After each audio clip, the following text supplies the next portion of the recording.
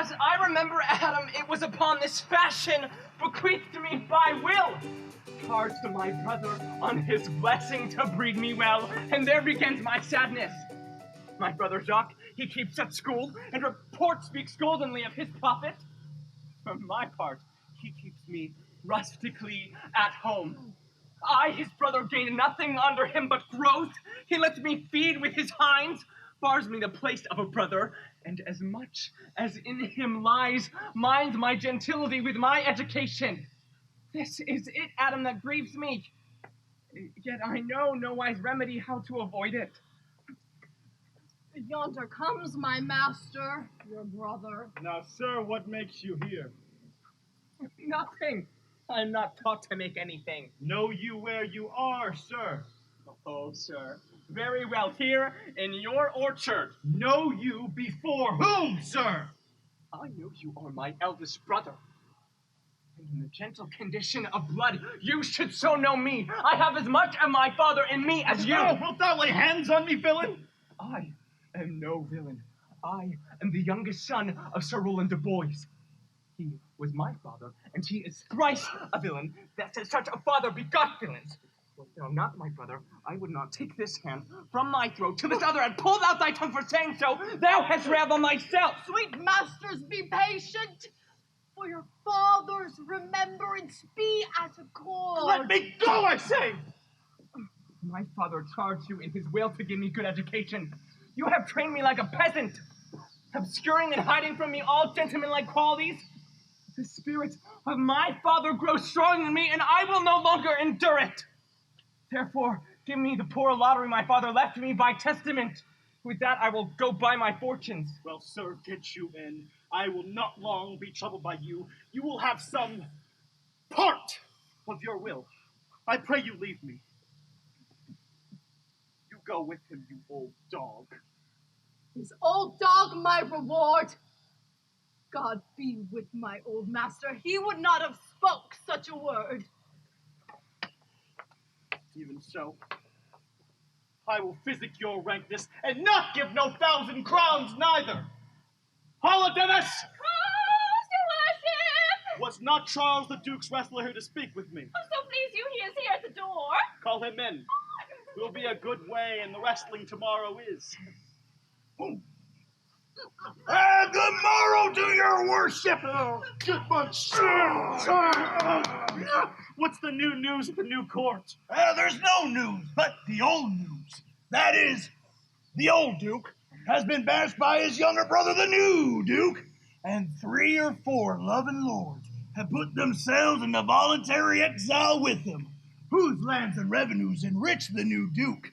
Therefore, he gives them good leave to wander. Can you tell if Rosalind, the Duke's daughter, is banished with her father? Oh, no, for the Duke's daughter, her cousin, so loves her, being ever from their cradles bred together, that she would have followed her exile or have died to stay behind her. Where will the old Duke live? They say he's already in the forest of Arden, and a many merry men with him, and there they live like the old Robin Hood of England. What you wrestle tomorrow before the new Duke? Marry do I, sir, and I came to acquaint you with a matter.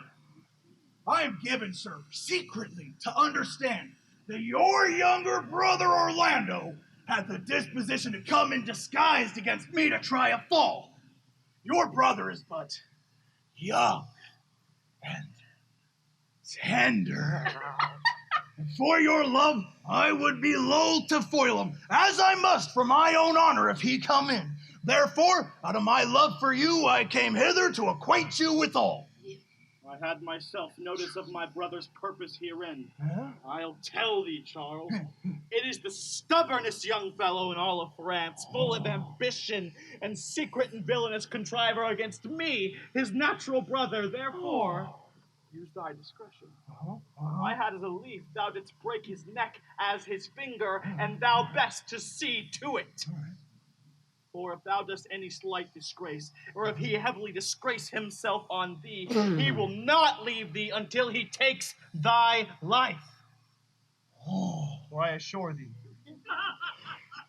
and almost with tears I speak it, There were not one so young and so villainous this day living. Oh, I'm heartily glad I came hither to you.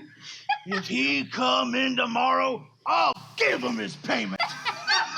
If ever he go alone again, I'll never wrestle for prize more. And so God keep your worship. Farewell, good Charles. I will stir this gamester. I hope I shall see an end to him. For my soul, yet I know not why, hates nothing more than he. Yet he's all so sorts of enchantingly beyond to his own people. This wrestler shall clear all. But that I kindle the boy thither, which I now shall go about.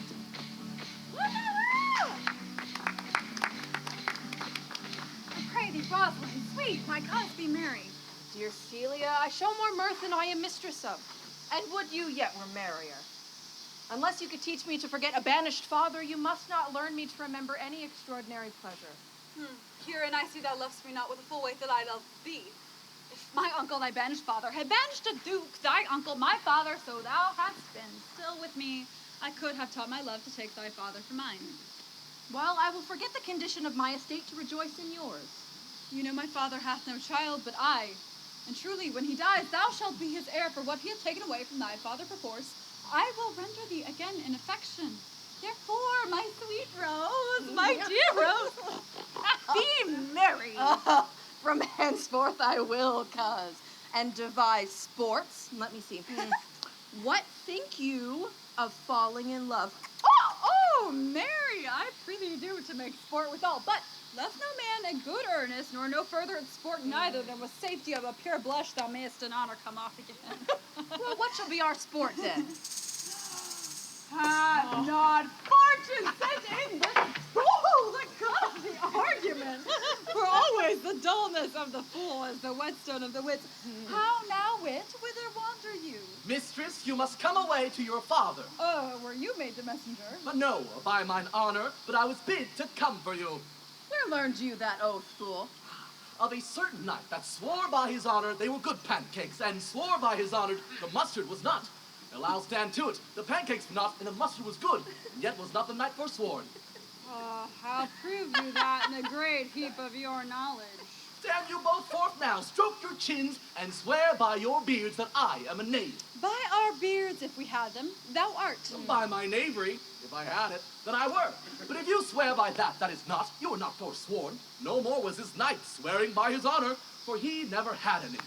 Or, if he had sworn away before ever he saw those pancakes. Or that mustard. Here comes Monsieur LeBeau, With his mouth full of news. which he will put on us as pigeons feed their young. Then shall we be news crammed. All the better, we shall be the more marketable. Bonjour, Monsieur LeBeau. What's the news? Fair princess, you have lost much good sport. Sport! Of what color? Of what color? Madam, how shall I answer you? As wit and fortune will. Or as the destinies decree. Oh, well said! That was laid on with a trowel. Nay, if I keep not my rank, Thou losest thy old smell. You amaze me, ladies. Oh. I would have told you of good wrestling, which you have lost the sight of. Will yet tell us the manner of the wrestling. I will tell you the beginning, and if it please your ladyships, you may see the end. The best is yet to do, and here we are, they're coming to perform it. Well, the beginning that is dead and buried. There comes an old man and his 3 sons. 3 proper young men of excellent growth and presence. The eldest of the 3 wrestled with Charles, the Duke's wrestler, which Charles in a moment threw him and broke 3 of his ribs that there is little hope of life in him. So he served the 2nd, and so the 3rd. Yonder they lie. Alas. But what is the sport, monsieur, that the ladies have lost? Why, this that I speak of. Thus men may grow wiser every day. It is the first time I ever heard of breaking of ribs as sport for ladies. Or I promise thee. Is there yet another dote upon rib breaking? Shall we see this wrestling, cousin? Yonder shoe they're coming. Let us now stay and see it.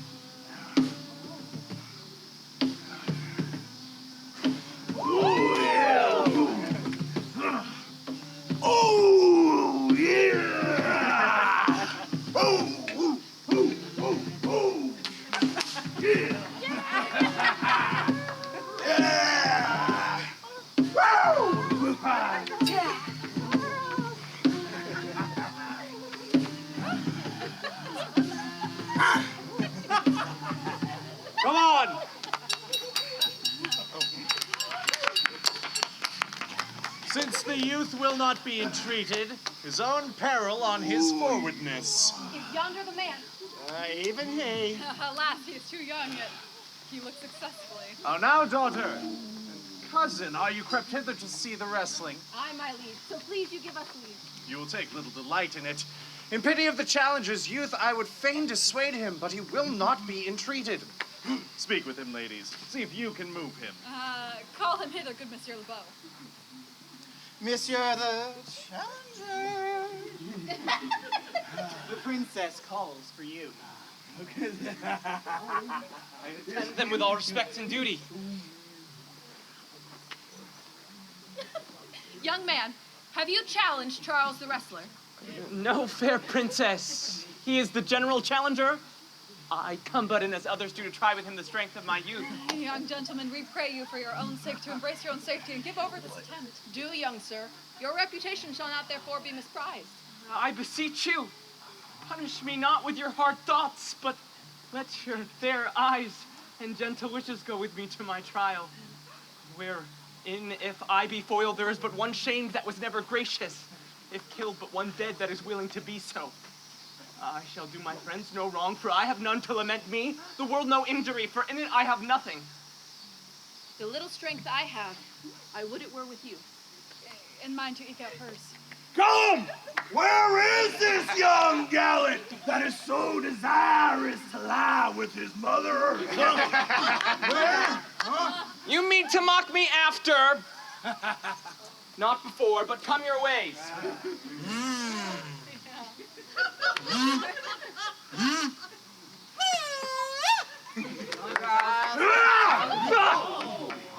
It's okay, it's okay.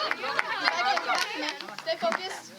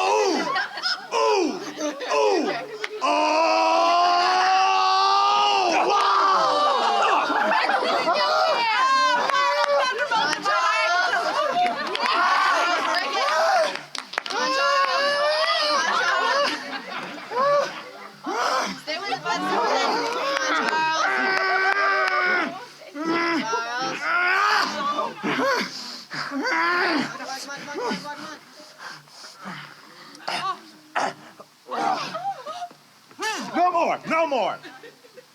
Yes, I beseech your grace. I'm not yet well breathed. How dost thou, Charles? He cannot speak, my lord. Bear him away!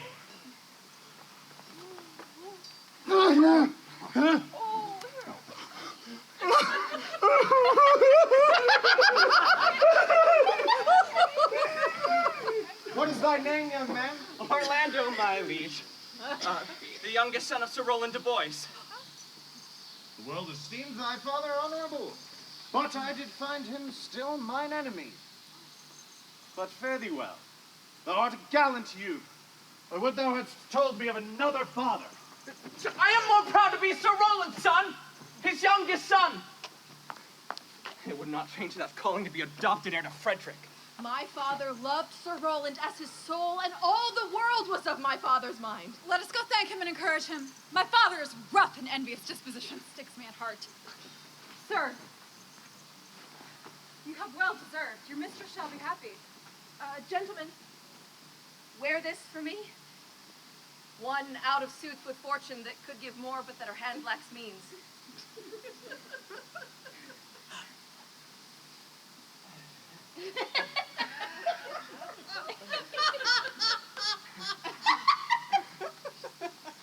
Shall we go, cousin? Aye.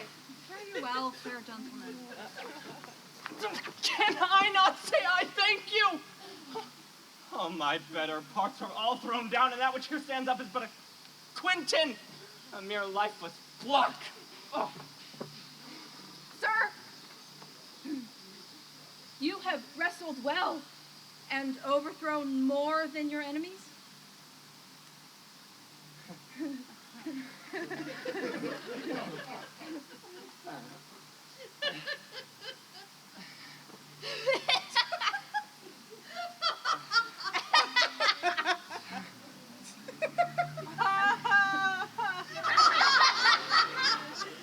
you go, cuz? With you.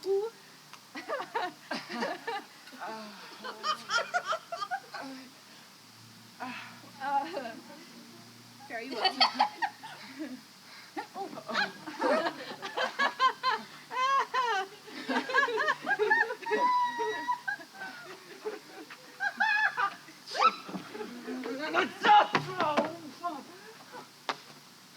What passion hangs these weights upon my tongue? Oh, poor Orlando, thou art overthrown! Good sir, I do in friendship counsel you to leave this place. Albeit you have deserved high commendation, true applause, and love. Yet such is now the Duke's condition that he misconstrues all that you have done. Thank you, sir. And pray you tell me this, which of the two was daughter of the Duke that he was at the wrestling?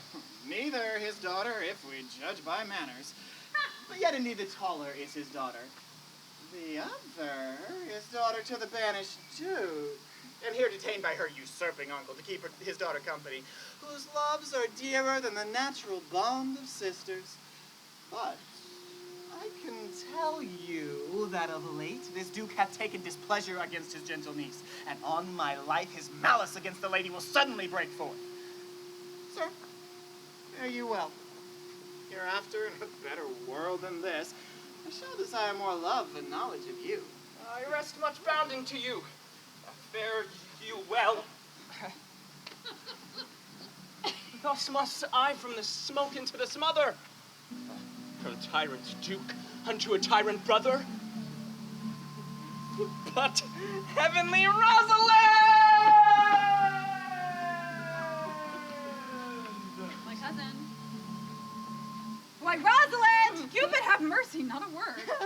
Not one to throw at a dog. But is all this for your father? No, some of it is for my child's father. Oh, come! Wrestle with thy affection! Oh, they take the part of a better wrestler than myself. It's impossible. In such a sudden, you should fall into so strong a liking with old Sir Roland's youngest son. The Duke, my father, loved his father dearly. Does it therefore, and so that you should love his son dearly? By this kind of chase, I should hate him, for my father hated his father dearly. Yet I hate not Orlando. Oh, Faith. Hate him not for my sake. Oh, here comes the Duke. With his eyes full of anger. Mistress, dispatch you with your safest haste and get you from our court. Me, uncle. You, cousin. Within these 10 days, if that thou beest seen so near our public court as 20 miles, thou diest for it. I do beseech your grace, let me the knowledge of my fault bear with me. Thou art thy father's daughter, there's enough. So was I when your highness took his dukedom, so was I when your highness banished him. Treason is not inherited, my lord. For if we did derive it from our friends, what's that to me? My father was no traitor. Dear sovereign, hear me speak. Aye, Celia, we stayed her for your sake. I was too young that time to value her, but now I know her. If she be a traitor, why, so am I. We still have slept together, rose in an instant, learned, played, ate together, and wheresoe'er we went like Juno's swan, still we went coupled and inseparable. Her very silence and her patience speak to the people, and they pity her. Thou art a fool, she robs thee of thy name. And thou wilt show more bright and seem more virtuous when she is gone. Then open not thy lips. Firm and irrevocable is my doom, which I have passed upon her. She is banished. Pronounce that sentence then on me, my liege. I cannot live out of her company. You are a fool. You needst provide yourself. If you outstay the time, then upon mine honor and in greatness of my word, you die.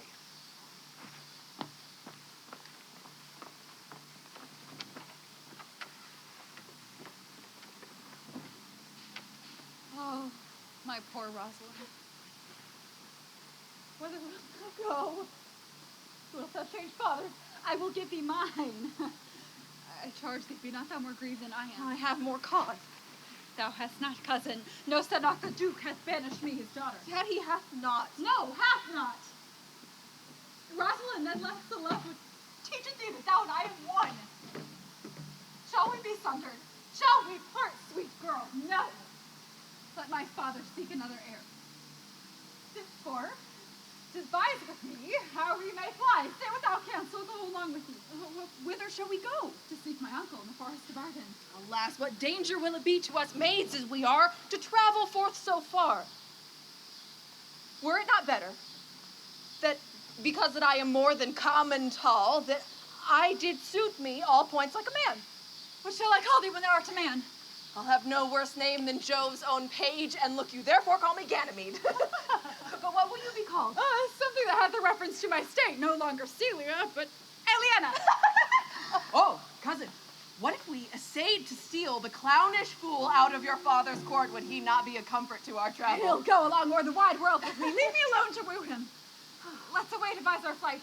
Now go and be content, to liberty and not to banishment.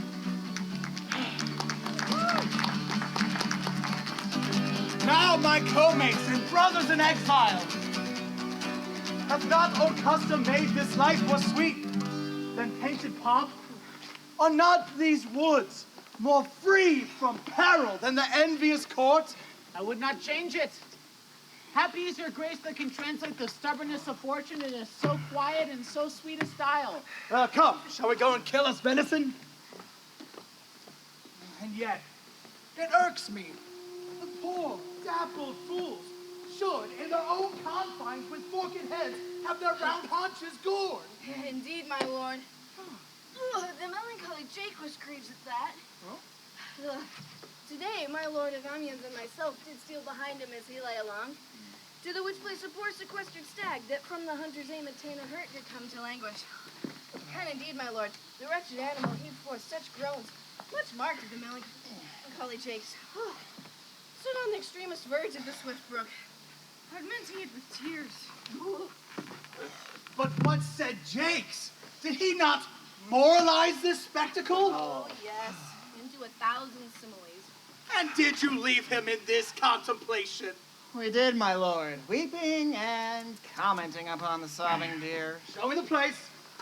I love to cope him in these sullen fits, for then he's full of matter. I'll bring him to you straight.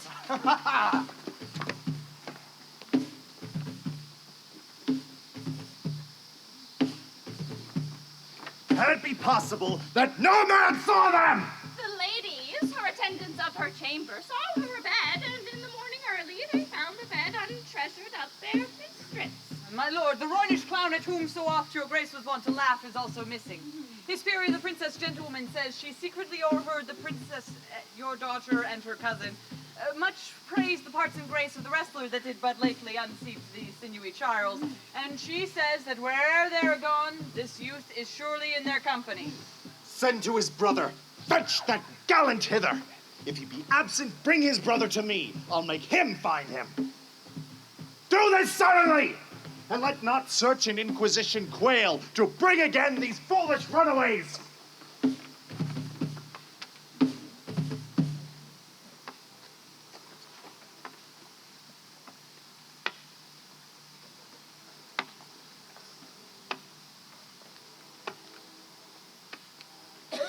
Who's there?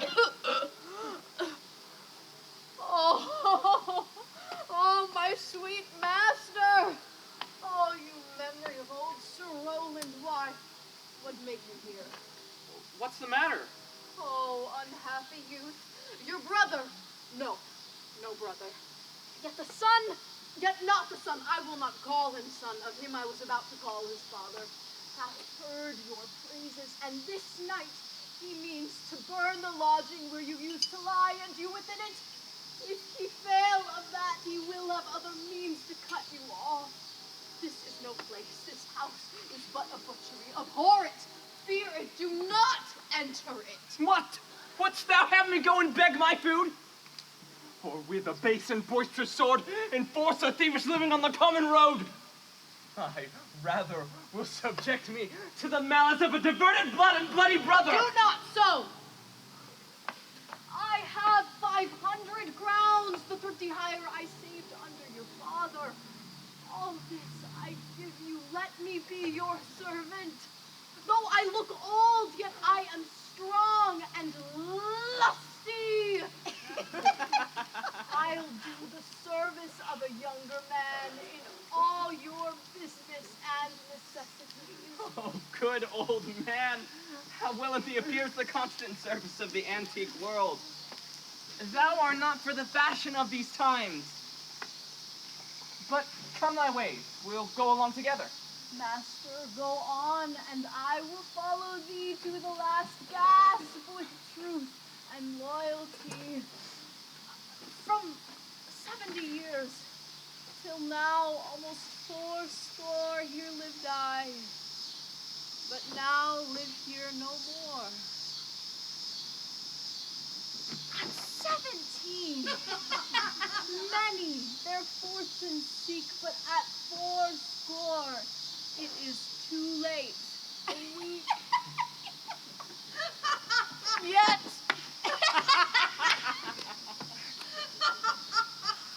Fortune cannot recompense me better than to die well and not my master's debtor.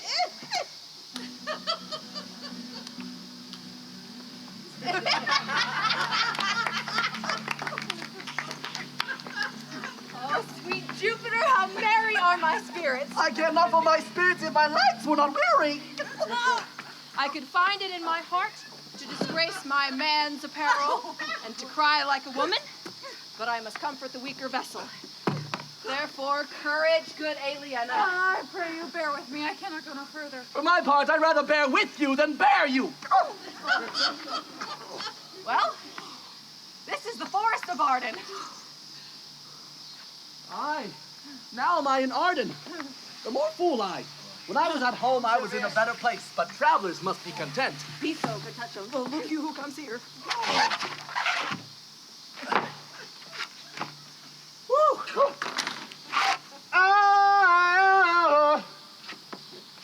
Oh, Gordon, that thou knewest how I do love her. Oh, I partly guess. I have loved her now. No, Corin. Being old, thou canst not guess. But if ever thy love were like to mine, how many actions most ridiculous hast thou been drawn unto by thy fancy? Ah, into 1,000. That I have forgotten. If thou canst not remember the slightest folly that ever love did draw thee unto, thou hast not loved. Or thou hast ever sat, as I do now, wearying thy hearer in thy mistress' praise, thou hast not loved. Or if thou hast never broke from company abruptly, as my passion now makes me, thou hast not loved. Oh, Phoebe, Phoebe, Phoebe! Alas, poor shepherd. Searching of thy wound, I have by hard adventure found mine own. When I mine. I remember when I was in love, I broke my sword upon a stone and bid him take that for communite to Jane's smile. And I remember the kissing of her battler, the cow's dugs that her pretty chopped hands had milked.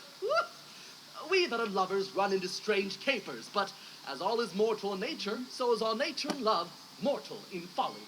Thou speakst wiser than thou art ware of. I shall ne'er be aware of my wit till I break my shins against it. I pray you, one of you question yon man if he for gold will give us any food. I faint almost to death. Good even to you, friend. On, to you, gentle sir, and to you all. I prithee, shepherd, if that love or gold can in this desert place buy entertainment, here's a young maid with travel much oppressed who faints for succor. Oh, fair sir, I pity her, and do wish for her sake more than for mine own. My fortunes were more able to relieve her, but I am shepherd to another man, and do not shear the fleeces that I graze. My master is of churlish disposition. Besides, his coat, his flock, and bounds of feed are now on sale. And at our sheepcote now, by reason of his absence, there's nothing you will feed on. But what is, come see, and in my voice most welcome shall you be. I prithee, if it stand with honesty, buy thou the cottage, pasture, and the flock, and thou shalt not to pay for it of us. And we will mend thy wages. I like this place and willingly could waste my time here. Assuredly the thing is to be sold. And go with me, if you like, upon report. The soil, the profit, and this kind of life, I will your very faithful feeder be, and buy it with your gold right suddenly.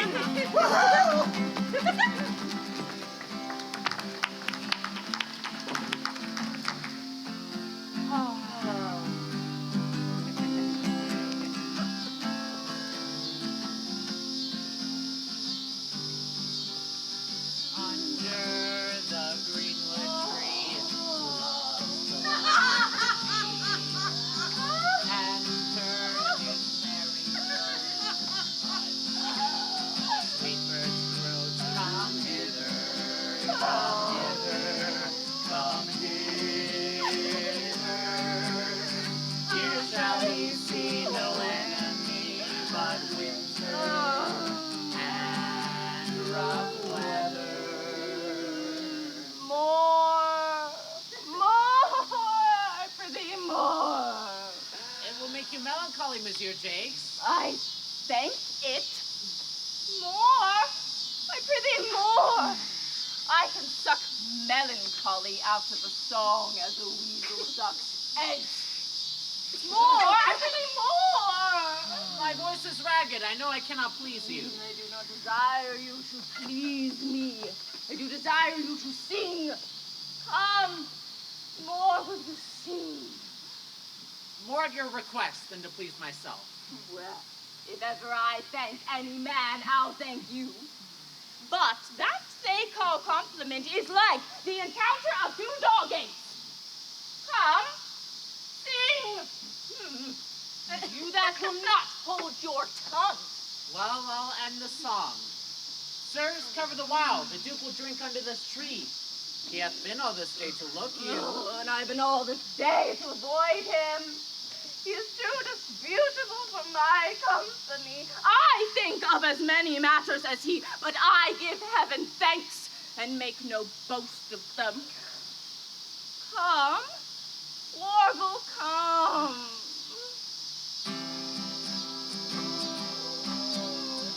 Who does ambitious son and live in the sun, seeking the food he eats and with what he gets.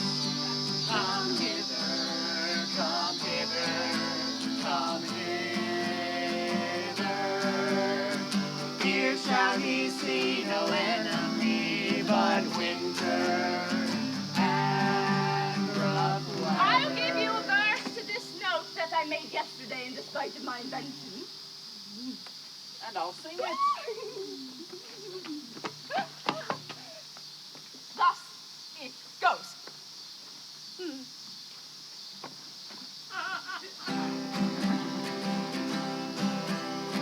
If it do pass that any landlord asks, leaving his wealth and stubborn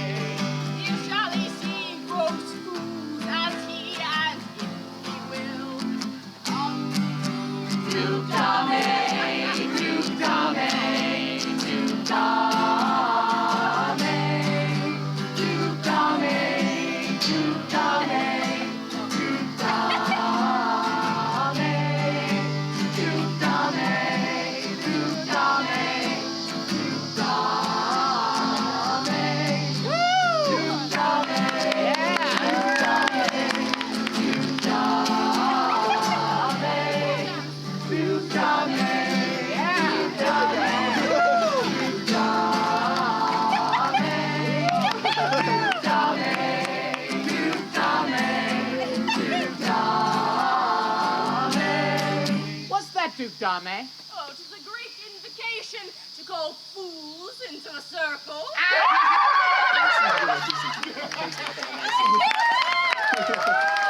Oh, I'll go sleep if I can. If I cannot, I'll rail against all the firstborn of Egypt. And I'll go seek the Duke. His banquet is prepared.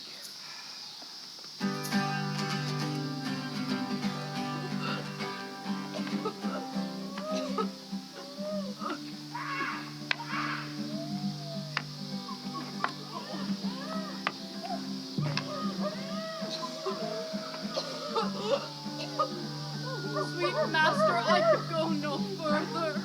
Oh, I die for food. Farewell, kind master. Why, how now, Adam? If this uncouth force yield anything savage, I will either be food for it, or bring it for food to thee. And I will be with thee quickly. Yet thou liest in the bleak air. Come, I will bear thee to some shelter, and thou shalt not die for lack of a dinner. If there live anything in this desert.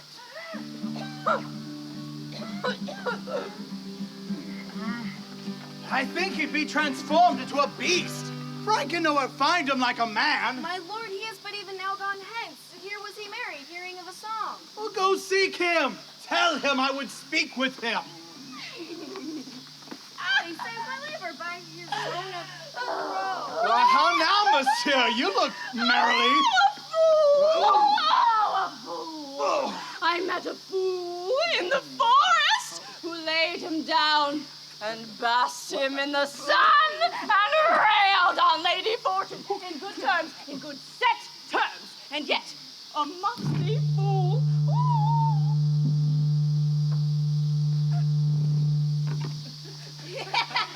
You're a troublesome spirit, Jakes. Good morrow, fool! Quoth I. No, sir, quoth he. Call me not fool till heaven hath sent me fortune. Then he drew a dial from his poke, and looking on it with lackluster eye, says very wisely, it is 10 o'clock. Thus we may see, quoth he, how the world wags. But an hour ago, since it was 9, and after 1 hour more 'twill be 11. And so from hour to hour, we ripe and ripe. And then from hour to hour, we rot and rot. Oh, and thereby hangs a tale. When I did cheer the motley fool, thus moral on the time, my lungs began to crawl like Chanticleer, and I did laugh sans intermission. An hour by his dial, oh, noble fool, a worthy fool. Motley is the only wear. What fool is this? Oh, noble fool! Oh, that I were a fool.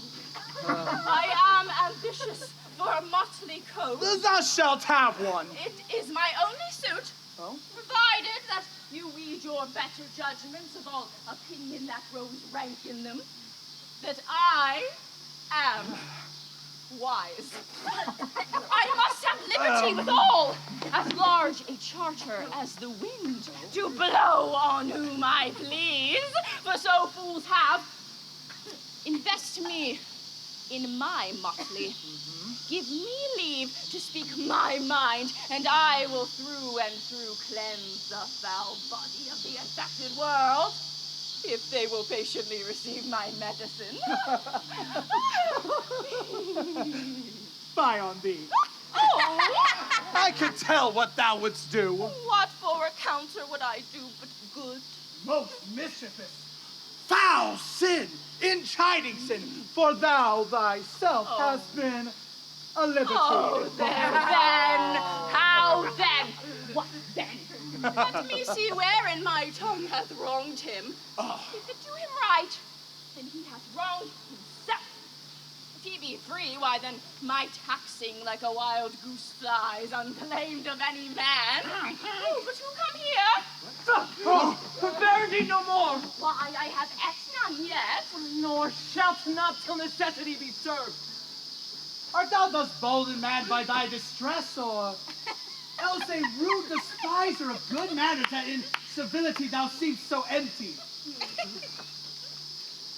You touched my vein at first. The thorny point of bare distress hath ta'en from me the show of smooth civility. Yet am I inland bred and know some nurture. But forbear, I say, he dies and touches any of this fruit, till I and my affairs are answered. What would you have?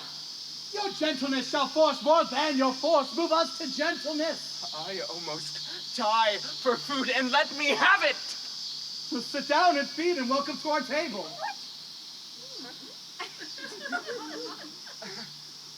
Speak you so gently. Yeah.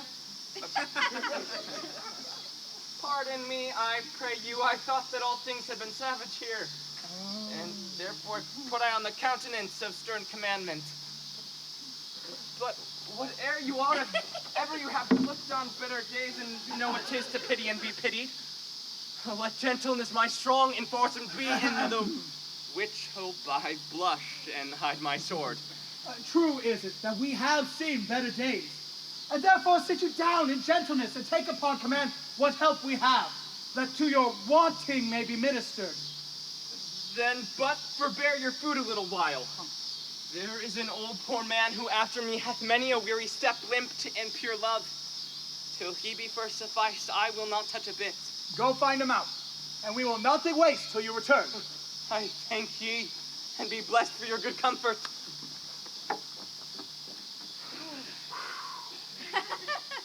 Thou seest, we are not all alone unhappy. This wide and universal theater presents more woeful pageants than the scene wherein we play in. All the world a stage, and all the men and women merely players. They have their exits and their entrances, and one man in his time plays many parts, his acts being 7 ages. First, the infant, mewling and puking in the nurse's arms. Then the whining schoolboy with his satchel and shining morning face, creeping like snail unwillingly to school. Oh, and then the lover, sighing like furnace with a woeful ballad made to his mistress' eyebrow. Then the soldier, full of strange oaths and bearded like the pard, jealous in honor, sudden and quick in quarrel, seeking the bubble reputation, even in the cannon's mouth. Then the justice, bare round belly, with eyes of beard and beard of formal cut, full of wise saws and modern instances, and so he plays his part.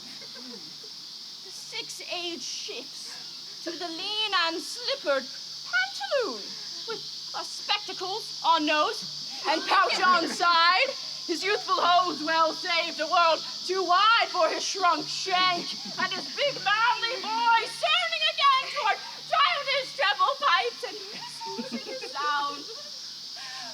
Last scene of all that ends this strange, eventful history is second childishness and mere oblivion. Sans teeth, sans eyes, sans taste, sans everything. Welcome. Set down your venerable burden. Let him feed. I thank you most for him. Welcome. Fall to.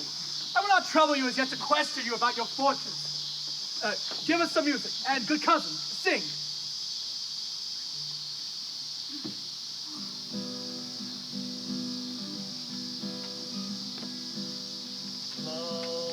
Blow, thou winter wind, thou art not so unkind as man's ingratitude. Thy teeth are not so keen because thou art not seen, although thy breath be rude. Hey ho, sing, hey ho.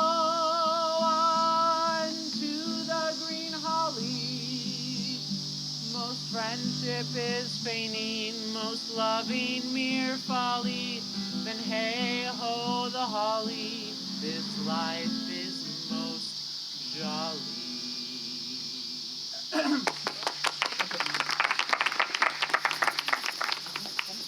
If that you were, the good Sir Roland's son, be truly welcome hither. I am the Duke that loved your father. And you, good old man, thou art right welcome as thy master is. So, Portamalion, give me your hand, and let me all your fortunes understand.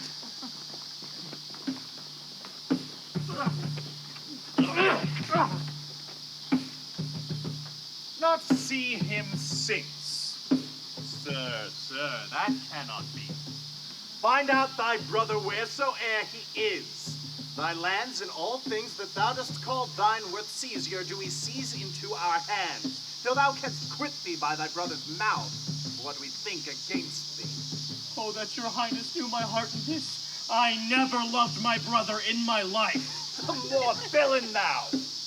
Well, push him out of doors, and have my officers of such a nature make an extant upon his house and lands. Do this expediently, and turn him going!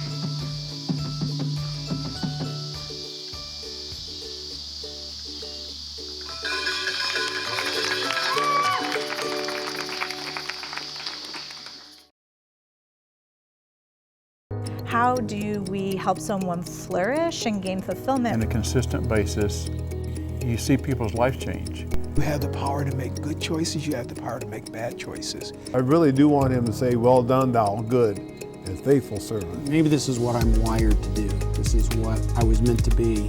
And I feel like I was not living life to the fullest.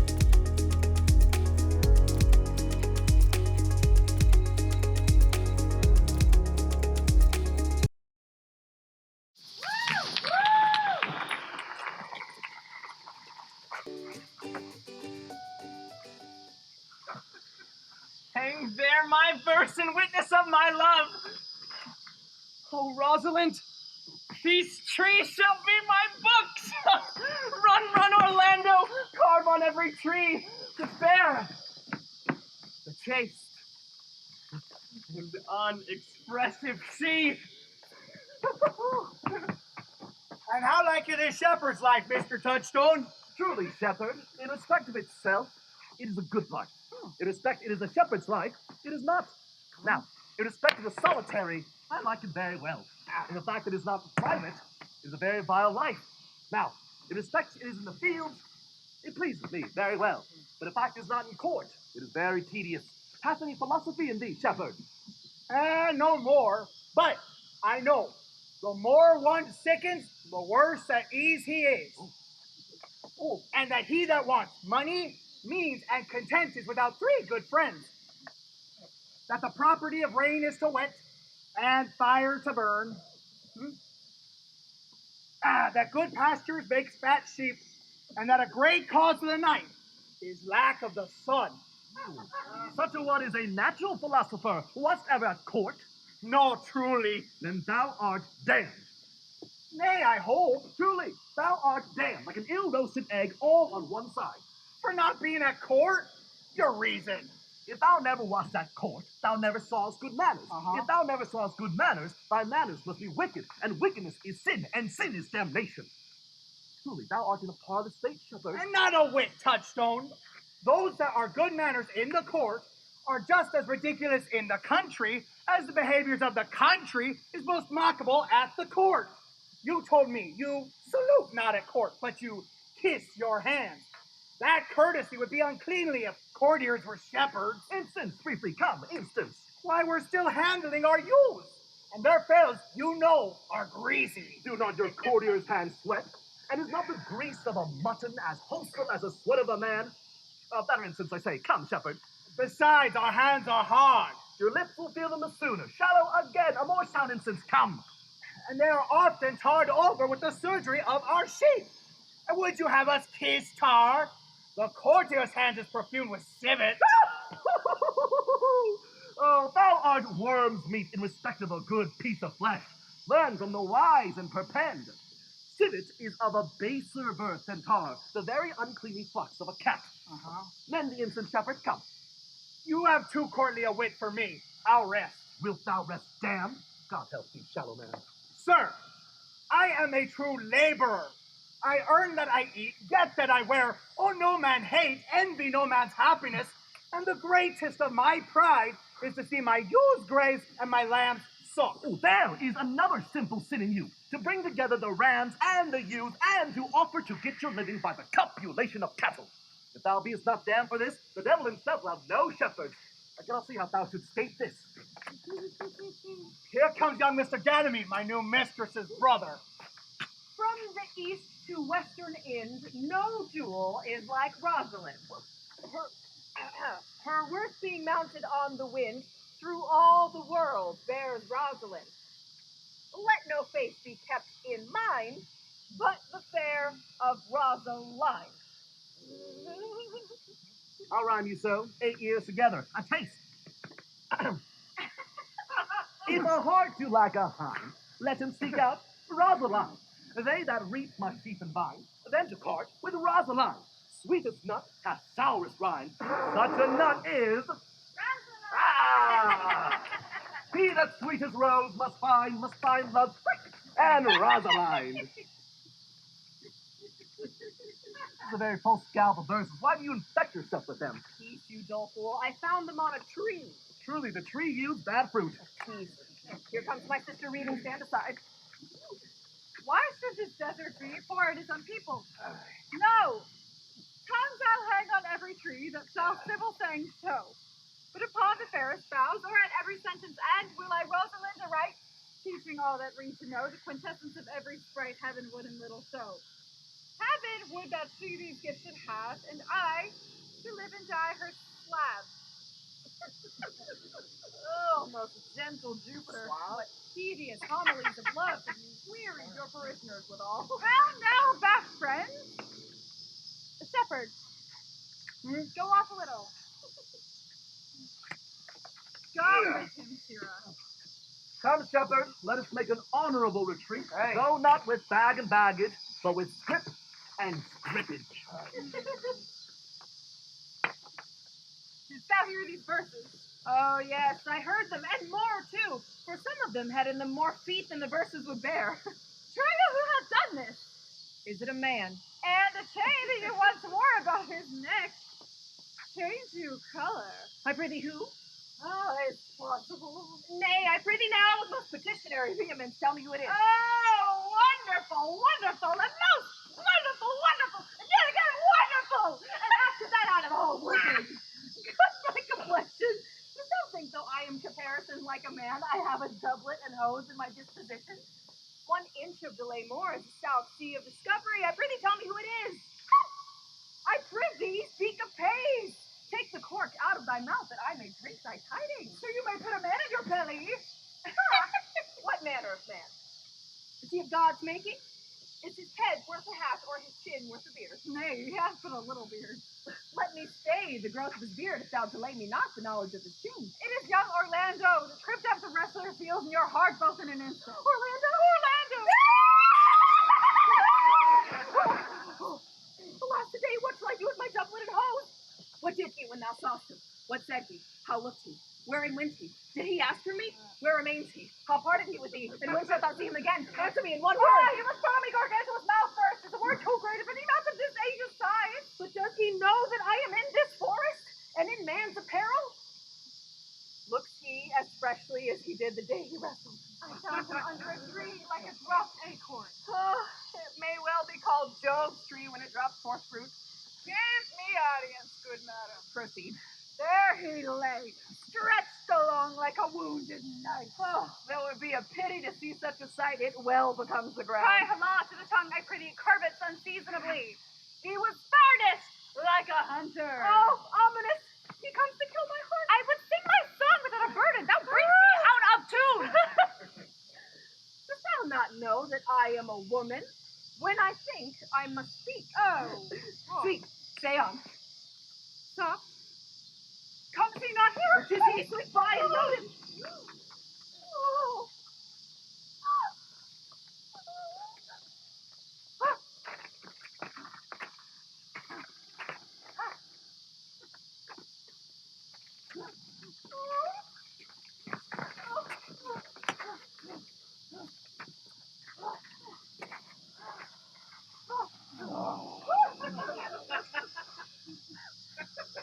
Guys, thank you for your company, but good faith I had a myself alone.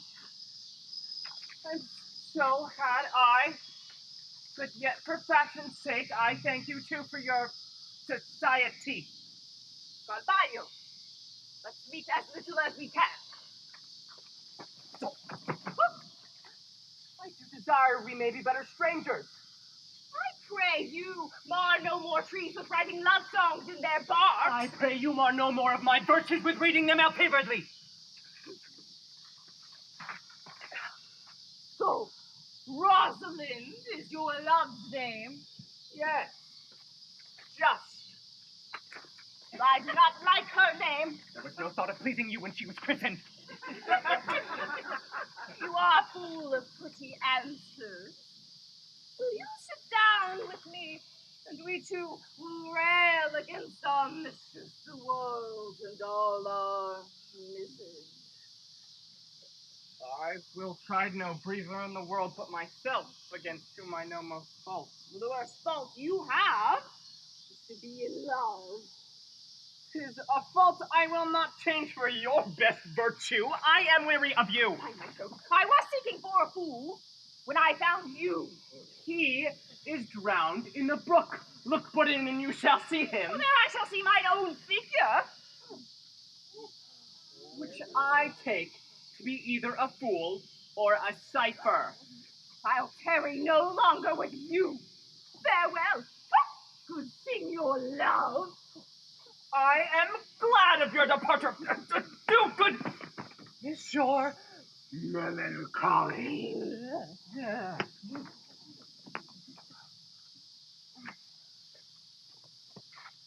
I will speak to him like a saucy lackey. Do you hear, Forester? Very well. What would you? I pray you, what is the clock? There's no clock in the forest. Then there is no true lover in the forest. Else sighing every minute and groaning every hour would detect the lazy foot of time as well as the clock. And why not the swift foot of time? Has not that been as proper? By no means, sir. Time travels in diverse paces with diverse persons. I'll tell you who time trots withal and who time gallants withal. I prithee, who doth he trot withal? Married, with a young maid, between the contract of the marriage and the day it is solemnized. If the interim be but a sennight, time's pace is so hard that it seems the length of 7 years. Who doth he gallop withal? With a thief to the gallows. For though he go as softly as foot can fall, he thinks himself too soon there. Where dwell you, pretty youth? With this shepherdess, my sister, here in the skirts of the forest, like fringe upon a petticoat. Are you native of this place? And the coney you see dwell where she is kindled. Your accent is something finer than you could purchase in so removed a dwelling. I've been told so of many. But indeed, an old religious uncle of mine taught me to speak, who was in his youth an inland man. One who knew courtship too well, for there he fell in love. I have heard him read many lectures against it, and I thank God I am not a woman. Oh, to be touched with so many giddy offenses as he has generally taxed their whole sex with all. And I prithee, recount some of them. No. I will not cast away my physic, but on those that are sick. There is a man haunts this forest that abuses our young plants with carving Rosalinds on their barks. If I could meet that fancy monger, I would give him some good counsel, for he seems to have the quotidian of love upon him. I am he that is so love-seeked. I pray you tell me your remedy. There's none of my uncle's marks upon you. He taught me how to know a man in love. What were his marks? A lean cheek, which you have not. A blue eye and sunken, which you have not. An unquestionable spirit, which you have not. A beard neglected, which you have not. Then, should your hose be ungartered, your shoe untied, your sleeve unbuttoned, and everything about you demonstrating a careless desolation. But you are no such man. You are rather point device in your accoutrements, as loving yourself than seeming the lover of any other. Fair youth, I could make thee believe I love. Me believe it. You may as soon make her that you love believe it. But in good truth, are you he that hangs the verses on the trees wherein Rosalind is so admired? I swear to thee, youth, by the white hand of Rosalind, I am that unfortunate he. But are you so much in love as your rhymes speak? Neither rhyme nor reason can express how much. Love is merely a madness, and I tell you, deserves as well a dark house and a whip as madmen do. Yet, I profess to curing it by counsel. Did you ever cure any so? Yes, one. And in this manner. He was to imagine me his love, his mistress. And I set him every day to woo me, at which time would I, being but a moonish youth, grieve, be effeminate, changeable, for every passion something, and for no passion truly anything, as boys and women are for the most part cattle of this color, would now like him, and then loathe him, then entertain him, and then forswear him. Now, wait for him, and then spit at him. That I drove my suitor from his mad humor of love into a living humor of madness, and thus I cured him. I would not be cured, youth. I would cure you if you would but call me Rosalind and come every day to my coat and woo me. Now, by the faith of my love, I will. Tell me where it is. Come with me, and I'll show it you. Will you go? With all my heart, good youth. Nay, you must call me Rosalind. Will you go, sister?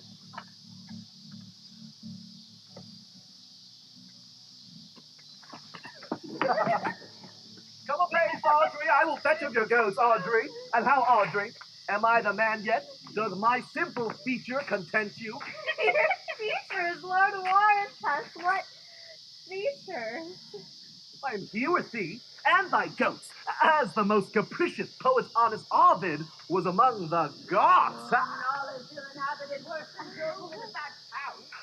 When a man's verses cannot be understood, it strikes him more dead than a great reckoning in a little room. Truly, I would the gods make thee poetical. Oh, I do not know what poetical is.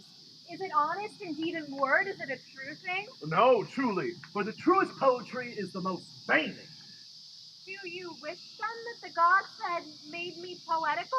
I do, truly, for thou swearest to me thou art honest. Now, if thou were a poet, I would have some hope thou didst feign. Would you not have me honest? No, truly. Well, I am not fair, and therefore I pray the gods make me honest. Truly, and to cast away honesty upon a foul slut, or to put good meat into an unclean dish. I am not a slut, though I thank the gods that I am foul. Oh, thank the gods for thy foulness. A slut is may come hereafter, but be it as it may be, I will wed thee. And to that end, I have been with Sir Oliver Martex, the vicar of the next town, who had promised to meet us in this place of the forest and to wed us. I would fain see this. Oh, the gods give us joy. Amen! A man may, if he were of a fearful heart, stagger at this attempt. For here we have no temple but wood, no assembly but horned beasts. But what so? What? Courage! As horns are odious, they are necessary. Is a single man therefore blessed? No! As a whole town is more worthier than a village, so is the forehead of a married man more honorable than the bare brow of a bachelor. And by how much defense is better than no skill, by so much is a horn more precious than to what? Oh, here comes Sir Oliver! Sir Oliver Martex, you are very well met. Will you dispatch us under this tree, or shall we go with you to your chapel?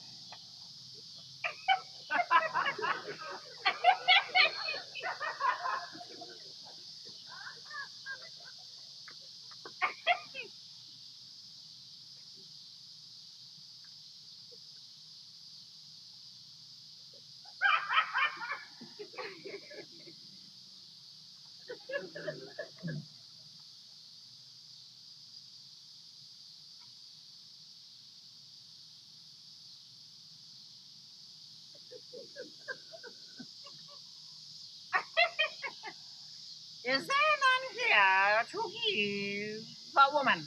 I would not take her on gift of any man.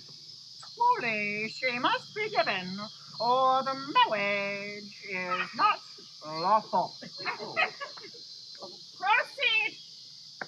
Proceed. I'll give her. God, even good, Mr. What you be called, you are very well met. I am very glad to see you, even a toy hand is, sir. Oh, pray be covered! You be married, mockly. The ox hath his bow, the horse his curb, the falcon her bell. So hath a man his desires. When will you, being a man of your breeding, be married under a bush like a beggar? Search and have a good priest that will tell you what to marry. I will better to be married of him than of another, for he is not likely to marry me well, and not being well married will be a good excuse hereafter to leave my wife. Go down with me and let me counsel thee. Come apace, Audrey. I must fetch up the goats, Audrey. Oh. Goodbye, Mr. Oliver. That brave Oliver, oh, sweet Oliver, leave not behind thee, but wind away. Be gone, I say. I have not wedding with thee. It's no matter. The fantastical knave of them all shall float me out of my calling.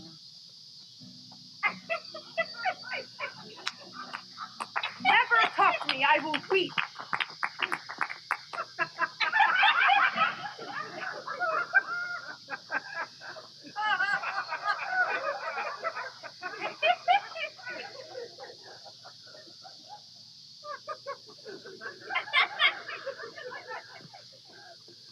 Do, I prithee, but yet have the grace to consider that you should not become a man. But have I not cause to weep? As good cause as one would desire, therefore weep. His very hair is of dissembling color. Something longer than Judas's. Mary, his kisses are Judas's own children. You say his hair is of a good color. An excellent color. Your flaxen was ever the only color. And his kissing is as full of sanctity as the touch of holy bread. And none of winter sisterhood kisses not more religiously. The very ice of chastity is in them. But why does he swear he will come this morning and comes not? Nay, certainly there is no truth in him. Not true in love? Yes, when he is in, but I think he is not in. You have heard him swear downright that he was. Was! Is not is. He tends to in the forest from the Duke your father. I met the Duke yesterday and had much question with him. He asked me of what parentage I was, and he told me, or I told him, of as good as him. He laughed and let me go. But what talk with your fathers when there is such a man as Orlando? That's a brave man. He writes brave verses, speaks brave words, swears brave oaths, and breaks them bravely. But I was brave the youth mounts and folly guides. Oh, look who comes here. Mistress, master, you have often inquired after that shepherd that complained of love, who you saw sitting by me on the turf, praising the proud, disdainful shepherdess that was his mistress. Well, and what of him? If you will see a pageant truly played between the pale complexion of true love and the red glow of scorn and proud disdain, go ahead, Celito, and I shall conduct you if you will mark it. Oh, come, let us remove. The sight of lovers feedeth those in love. Bring us to this sight, and you shall say, I'll prove a busy actor in their play.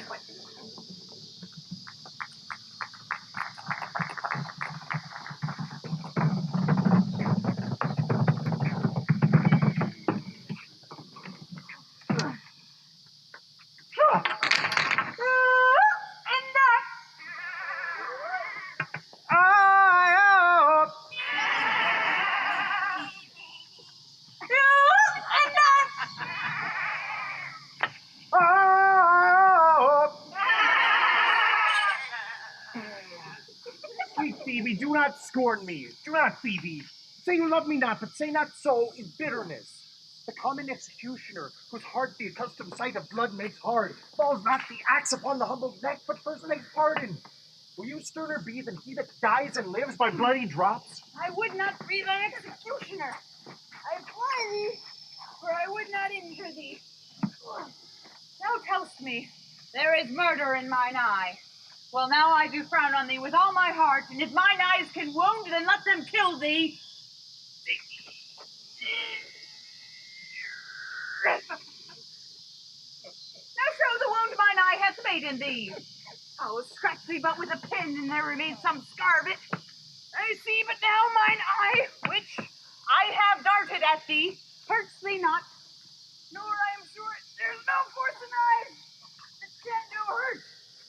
Oh, dear Phoebe, if ever, as that ever may be soon, you catch in some fresh cheek the power of fancy, then shall you know the wounds invisible that love's keen arrows fake. But till that time, come not thou near me. And why, I pray you? That you insult, exult, and all at once over the wretched? What, though you have no beauty, must you be therefore proud and pitiless? Why, what means this? Why do you look on me? Oh, it's my little wife. I think she means to tangle my eyes, too. No, faith, proud mistress, hope not after it. 'Tis not your inky brows, your black silk hair, your bugle eyeballs, nor your cheek of cream that can attain my spirits to your worship. You foolish shepherd, wherefore do you follow her? Which is not her glass, but you that flatters her. And out of you she sees herself more proper than any of her lineaments can show her. But mistress, down on your knees, and thank heaven, fasting for a good man's love, for I must tell you friendly in your ear, sell when you can, you are not for all markets. So fare you well. Oh, sweet youth, I pray you chide a year together. I'd rather hear you chide than this man woo. He'll fall in love with your foulness, and she'll fall in love with my anger. Oh, why look you so upon me? For no ill will I bear you. I pray you, do not fall in love with me, for I am falser than vows made in wine. Come, sister. Shepherd, ply her heart. Come, sister. Shepherdess, look on him better, and be not proud. Though all the world could see, none could be so abused in sight as he. Come to our flock.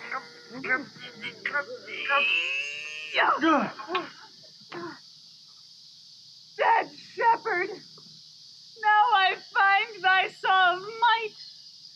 Whoever loved that loved not at first sight. Sweet Phoebe, pity me. Well, I am sorry for thee, gentle Sylvius. Wherever sorrow is, relief would be. If you do sorrow at my grief and love, by giving love, your sorrow and my grief were both exterminate. Thou hast my love, is not that neighborly? Would have you. Why, that were covetousness. Sylvius, the time was that I hated thee, and yet it is not that I bear thee love, but since that thou canst speak of love so well, as thy company, which erst was irksome to me, I will endure, and I'll employ thee too. But do not look for any further recompense than thine own gladness that thou art employed. So holy and so perfect is my love that I shall think it a plenteous crop to glean the broken ears after the man that the main harvest reaps. Loose thou and then a scattered smile, and that I'll live upon. Knowest thou the youth that spoke to me erewhile? Not very well, but I have met him oft. Think not I love him, though I ask for him. 'Tis but a peevish boy, but he talks well. But sure, he's proud, and yet his pride becomes him. He'll make a proper man. The best thing in him is his complexion, and faster than his tongue did make offense, his eye did heal it up. There be some women, Sylvius, had they marked him in parcels as I did, would have gone very near to fall in love with him. But for my part, I love him not, yet hate him not. yet have more cause to hate him than to love him. Oh, for what had he to do to chide at me? Ooh, I marvel why I answered not again. I'll write to him a very taunting letter, and thou wilt bear it, wilt thou, Silvius? Phoebe, with all my heart. Oh, I'll write it straight. Go with me, Silvius.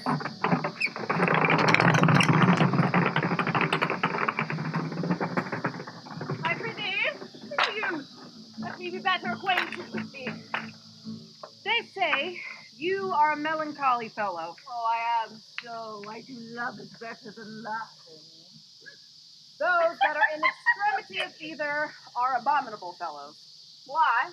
'Tis good to be sad and say nothing. Why then 'tis good to be a post. I have neither the scholar's melancholy, which is emulation, nor the musician's, which is fantastical, nor the courtier's, which is proud, nor the lover's, which is all these. But it is a melancholy of mine own, compounded of the sundry contemplation of my travels, in which by often rumination wraps me in a most humorous sadness. A traveler. By my faith, you have great reason to be sad. I fear you have sold your own lands to see other men's, then to have seen much and to have nothing, to have rich eyes and poor hands. Yes, I have gained my experience, and your experience makes you sad. I had rather have a fool to make me merry than experience to make me sad and to travel for it too. Good day and happiness, dear Rosalind. Oh, Nathan, God spy you, and you talk in blank verse. Farewell, Monsieur Melancholy. Why, how now, Orlando? Where have you been all this while? You, a lover? You serve me such another trick? Never come in my sight more. My fair Rosalind, I come within an hour of my promise. Great, an hour's promise in the affairs of love. He that will divide a minute into 1,000 parts and break but a part of 1,000 parts of a minute in the affairs of love. It may be said of him that Cupid has clapped him on the shoulder, but I'll warrant him heart whole.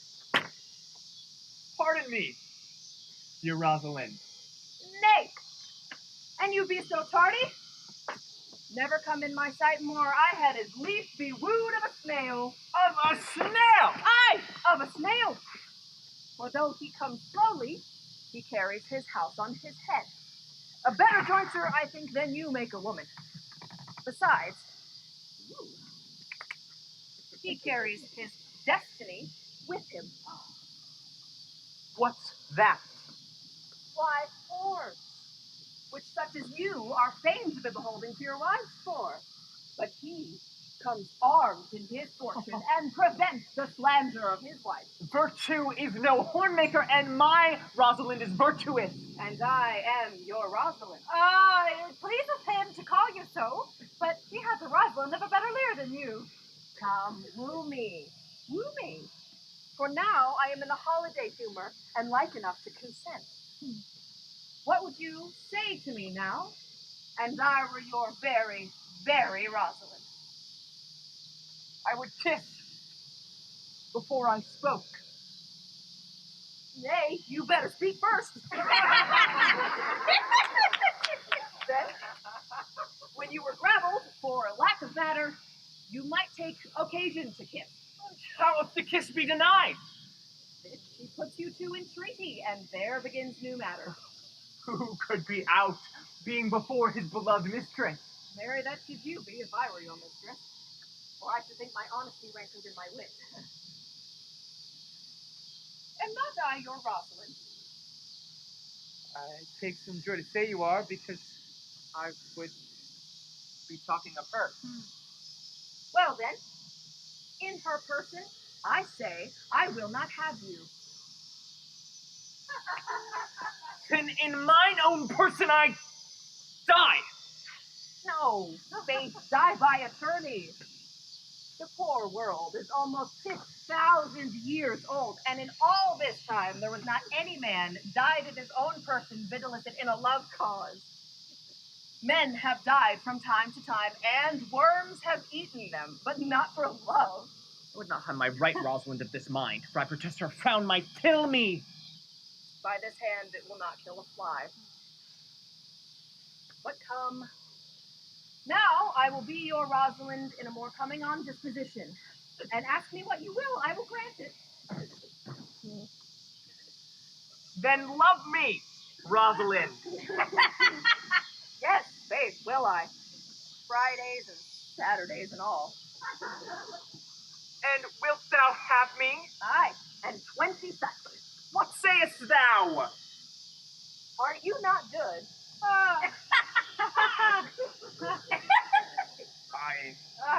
So.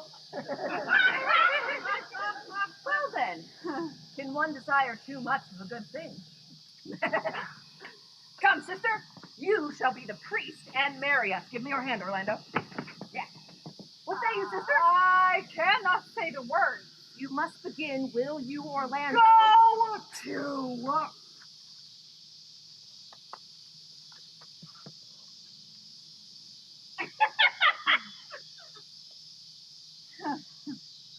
Will you, Orlando, have to wife this brother? I will. Aye, but when? Why, now, as fast as she can marry us.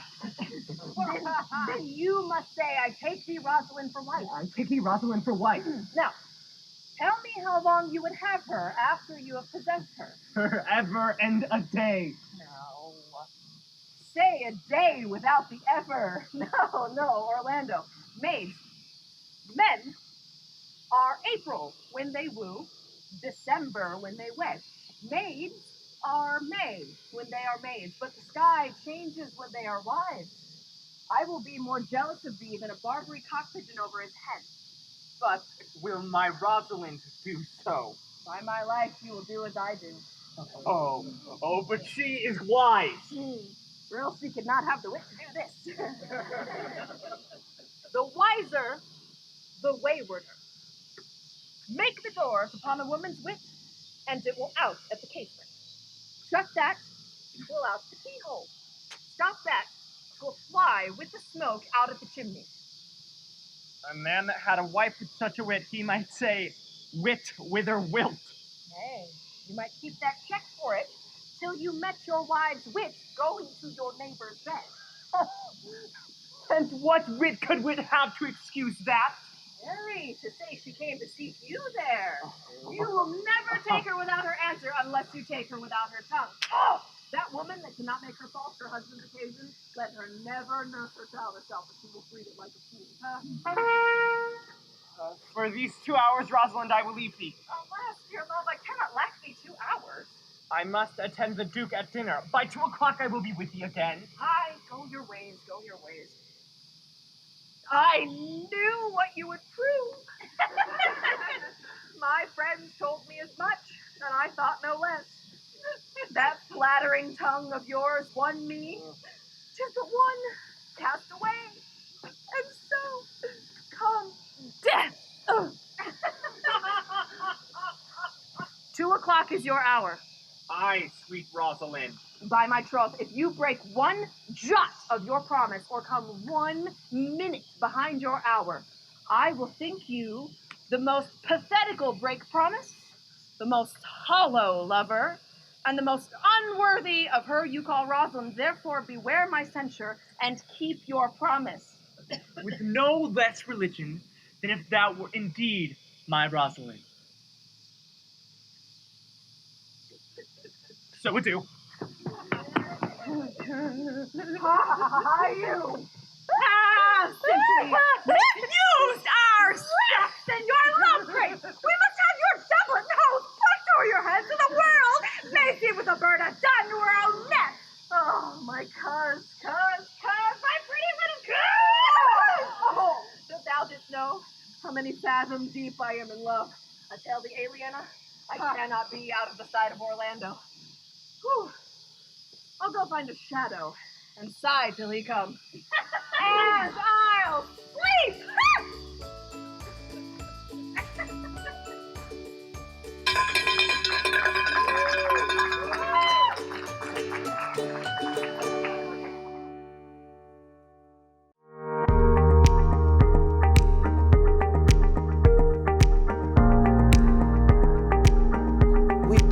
just go to the Bible to read it.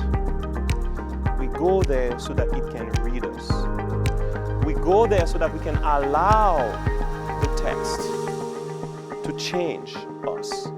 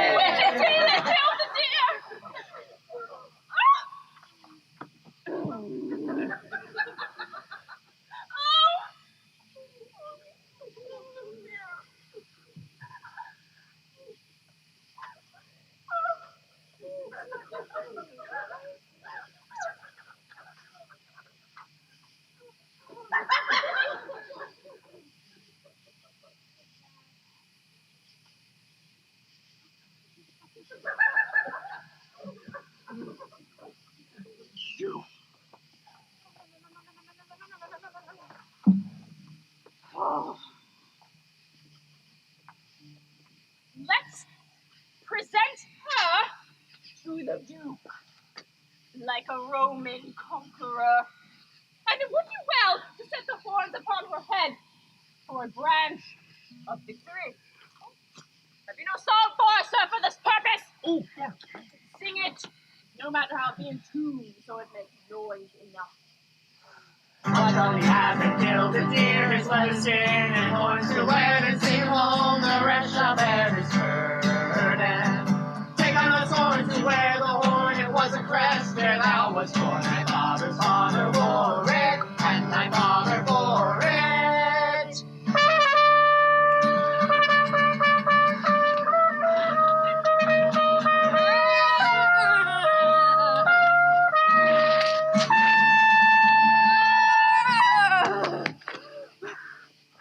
The lusty horn is not a thing to laugh to scorn. The lusty horn is not a thing to laugh to scorn.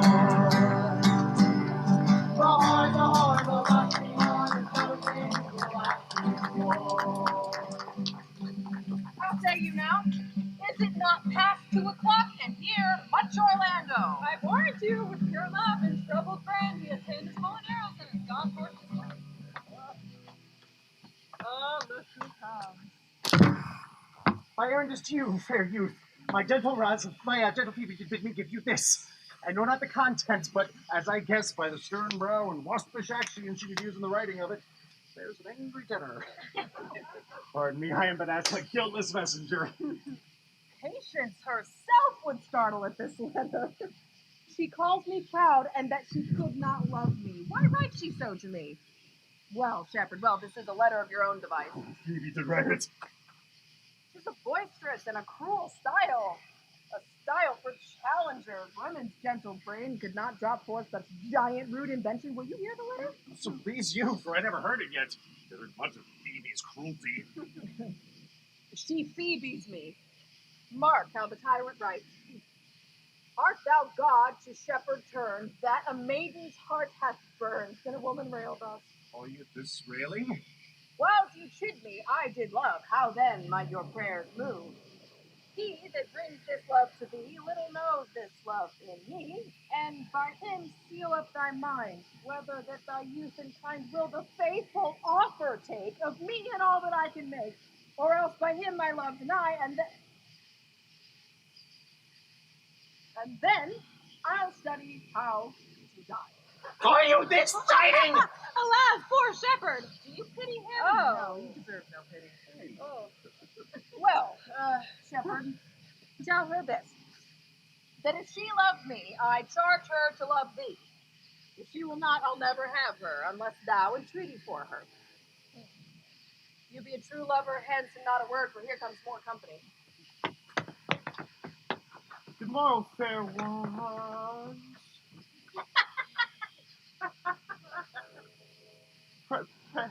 Pray you,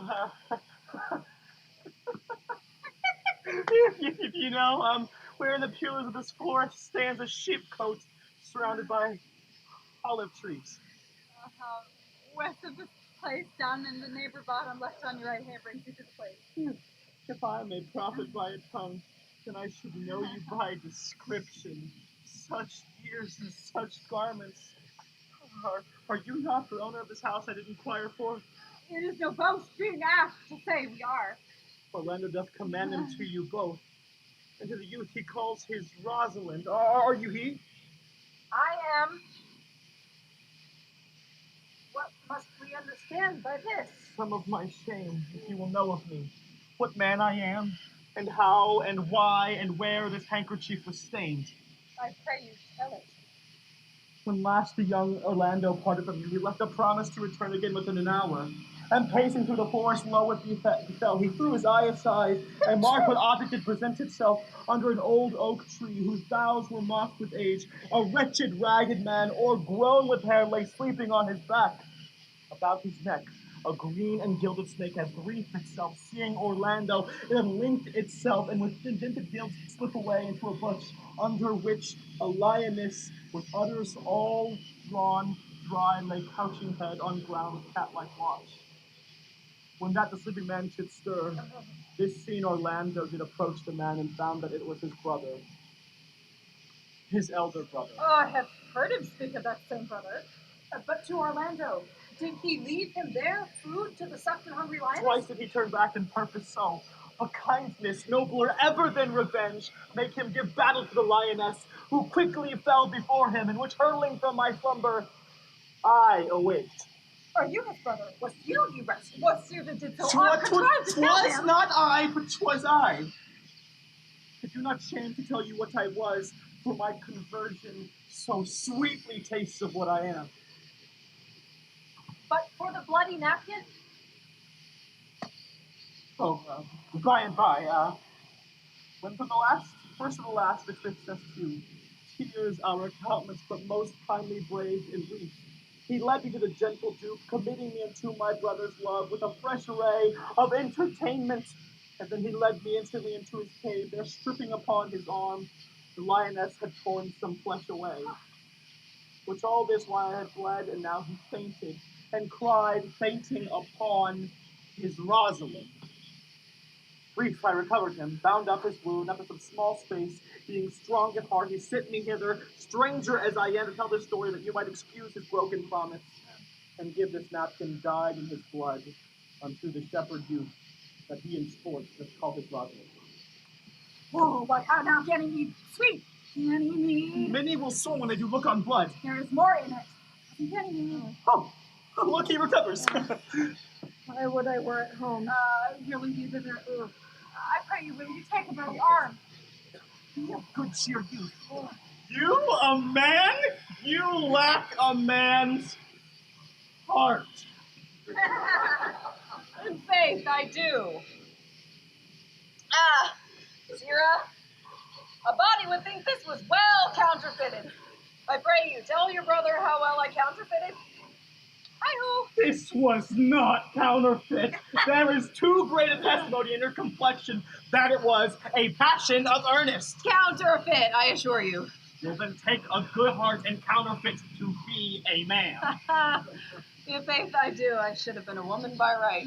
Come, you look paler and paler. Pray go homewards. Good sir. Go with him. That will I bring answer back. How you excuse my brother? I'll devise something. But I pray you, tell your brother how well I counterfeited. We shall find a time, Audrey. Patience, gentle Audrey. Faith the priest was good enough for all the old gentlemen saying. A most wicked Sir Oliver, a most vile Lortex. But Audrey, there's a youth in the forest lays claim to you. I know who it is. He has no interest in me in the world. Here comes the man you need.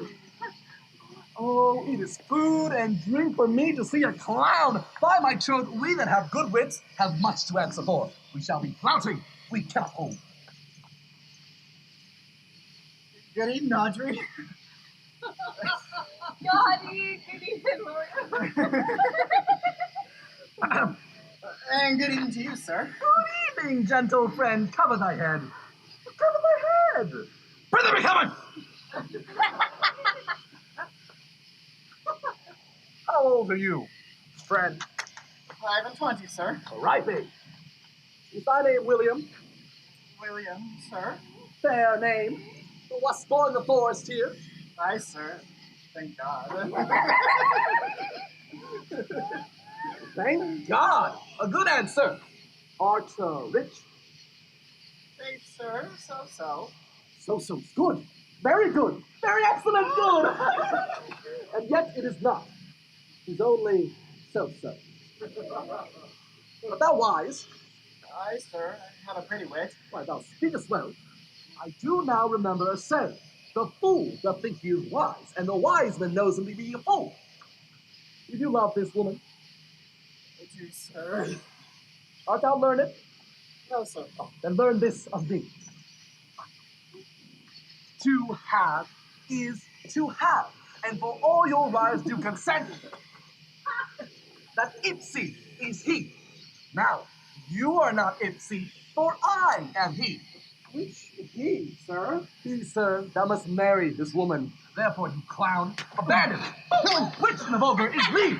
The society, which in force is company of this female, which in the common is woman, which together is abandon the society of this woman, or clown thou shalt perish. Or, to which I kill thee, make thee away, translate my life into death, thy liberty into bondage, I will kill thee 150 ways, therefore tremble and depart! Do, good William.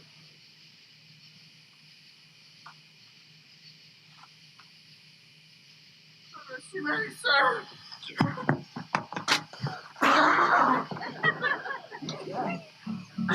Oh boy. Oh.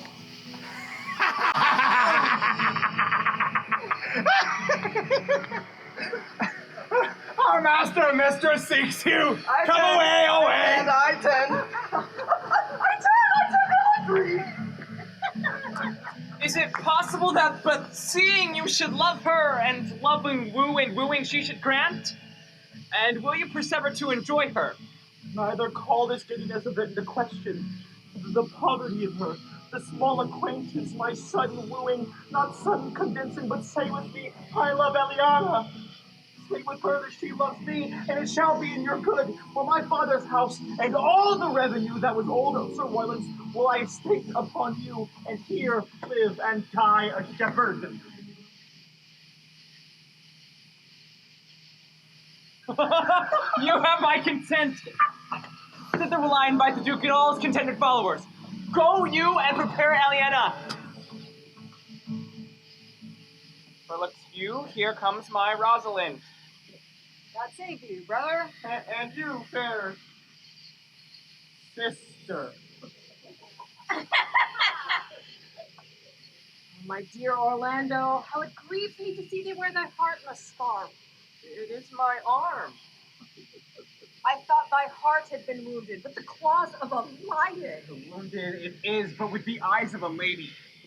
Did your brother tell you how I counterfeited to swoon when he showed me your handkerchief? Aye, and greater wonders than that. It is true. There was never anything so sudden for your brother and my sister. No sooner met, but they looked. No sooner looked, but they loved. No sooner loved, but they sighed. No sooner sighed, but they asked one another the reason. No sooner knew the reason, but they sought the remedy. And in these reasons, they made a pair of stairs for marriage. They shall be married tomorrow, and I will bid the Duke to the nuptial. But oh, how bitter a thing it is to look into happiness through another man's eyes. Well, then tomorrow I cannot serve your turn for Rosalind. I can live no longer by thinking. Believe then, if you will, that I can do strange things. If you do love Rosalind so near the heart as your gesture cries it out, then tomorrow, when your brother marries Eliana, shall you marry her? Thinkest thou in sober meanings? By my life, I do. Therefore, put you your best array, invite your friends, For tomorrow, you should be married. And to Rosalind, if you will. Oh, look. Here comes a lover of mine. And a lover of hers.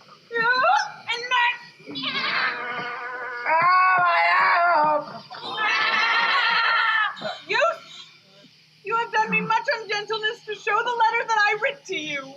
I care not if I have. It is my study to seem despiteful and ungentle to you. You are there followed by a most faithful shepherd. Look upon him. Love him. He worships you. Good shepherd, tell this youth what 'tis to love. It is to be all made of sighs and tears. And so am I for Fiebig. And I for Ganymede. And I for Rosalind. And I for no woman. It is to be all made of faith and service. So am I for Fiebig. And I for Ganymede. And I for Rosalind. And I for no woman. It is to be all made of fantasy, all made of passion, and all made of wishes. All humbleness, all patience and impatience, all purity, all trial, all observance. And so am I for Fiebig. And so am I for Ganymede. So am I for Rosalind.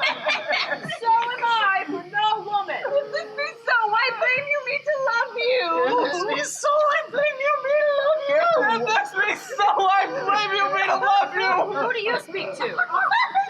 Why blame you me to love you? To her. That is not here, nor doth not here. Oh,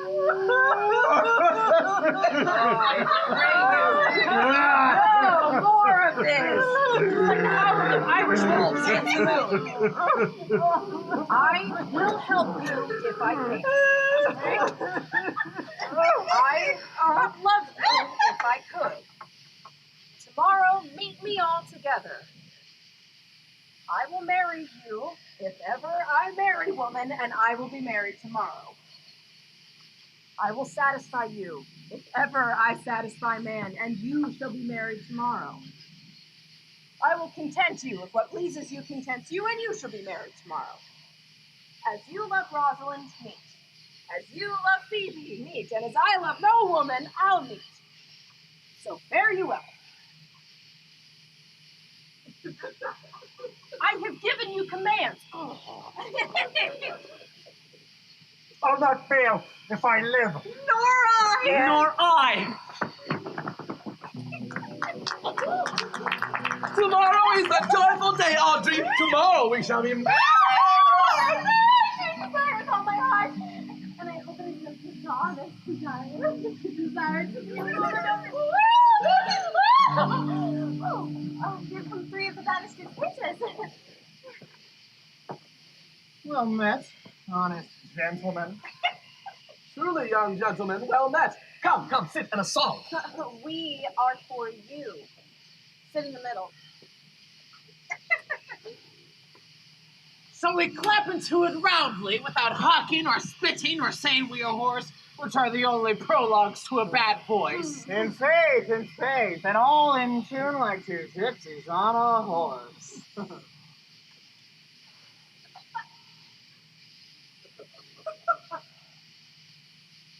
It was a lover and his lass, with the hay and the hoe and the hay nodding low, that o'er the green cornfield it passed in the springtime, the only pretty time with birds to sing.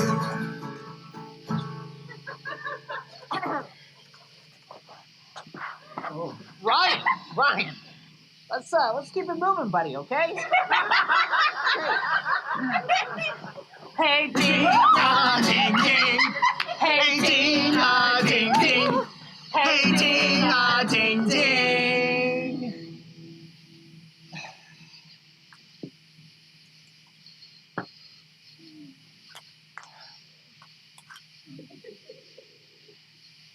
Sweet lovers love the spring.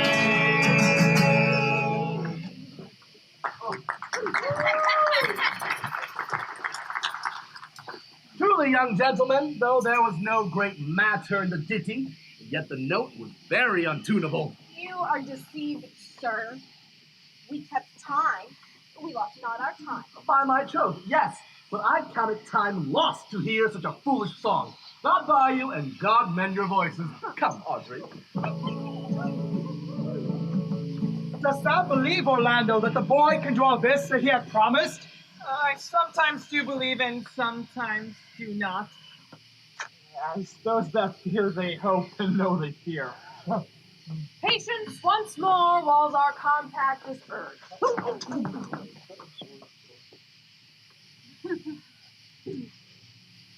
You say, if I bring in your Rosalind, you will bestow her on Orlando here?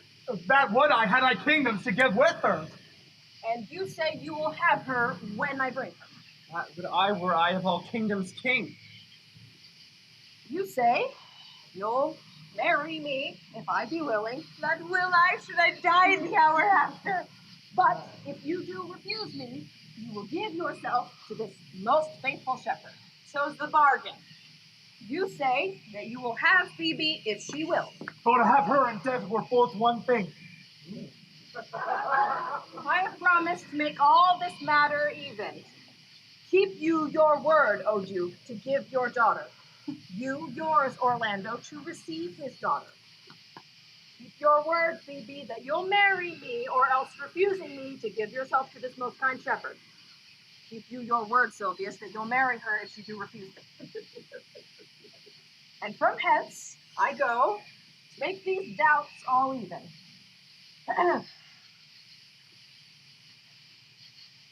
I do remember in this shepherd voice some lively touches of my daughter's favor.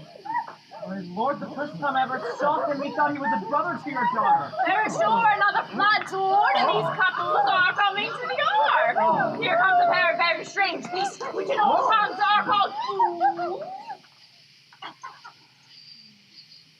Salutation and greeting to you all. My lord, big welcome. This is the motley-minded gentleman I've so often met in the forest. Yet in a courtyard he swears. If any man doubts that, let him put me to my purgation. I have trod a measure, I have flattered a lady, I have been politic with my friend, smooth with mine enemy. I have undone 3 tailors, I have had 4 quarrels, and like to have fought but one. And how was that enough? Faith, we met and found that our quarrel was upon the 7th cause. The 7th cause? Oh, good my lord, I like this fellow. I like him very well. Oh, God aid you, sir. I desire the like of you. I present here, sir, amongst the rest of the country copulatives, to swear and to forswear as marriage binds and blood breaks. 4 virgins, sir. An ill-favored thing, sir. Mine own, sir. A poor humor of mine to take that no man else will. Rich honesty dwells like a miser, sir. In your whorehouse as a pearl in your foul oyster. By my faith, this one's very swift and sententious. By the fool's bolt and such dulcet diseases. Before the 7th cause, how did you find the quarrel on the 7th cause? Upon a lie 7 times removed. There your body more seeming, Audrey.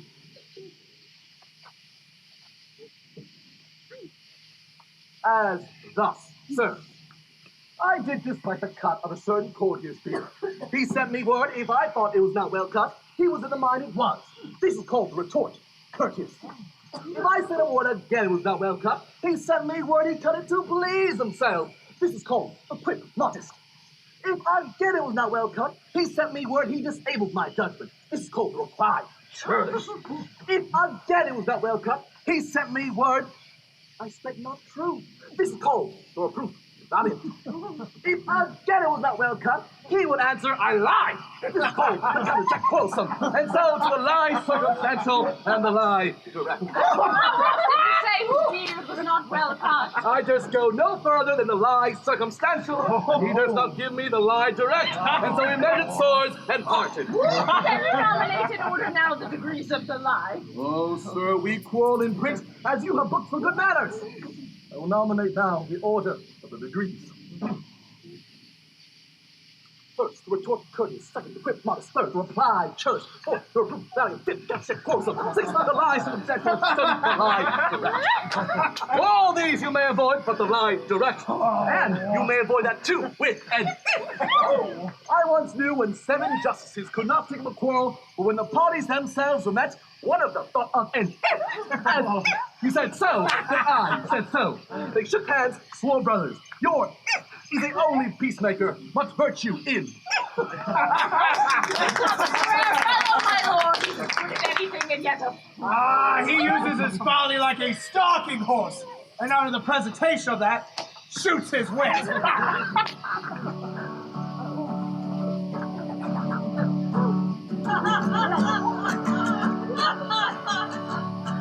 Then is there mirth in heaven when earthly things being even atone together? Good Duke, receive thy daughter. Hymen from heaven brought her. Yea, brought her hither, that thou might join his hand with his, whose heart within his bosom is. You I give myself, for I am yours. To you, I give myself, for I am yours. If there be truth in sight, thou art my daughter. If there be truth in sight, you are my Rosalind. If sight and shape be true, why then, my love, adieu. Oh. I'll have no father if you be not he. I'll have no husband if you be not he. Nor ne'er wed woman if you be not she. Peace! Oh, I bar confusion. 'Tis I must make conclusion of these most strange events. Here's 8 that must take hands to join in Hymen's bands if truth holds true contents. You and you, no cross shall part. You and you are heart and heart. You to his love must accord, or have a woman to your lord. You and you are sure together as the winter to foul weather. Walls of wedlock hymn we sing, feed yourselves with questioning. That reason wonder may diminish how thus we met, and these things finish.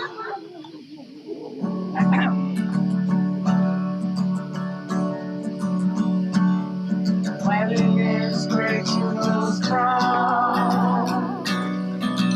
Oh, blessed bond of warring bed. 'Tis Hymen's people's every town. I wedlock and be honor and honor. High honor and renown. To Hymen, God of every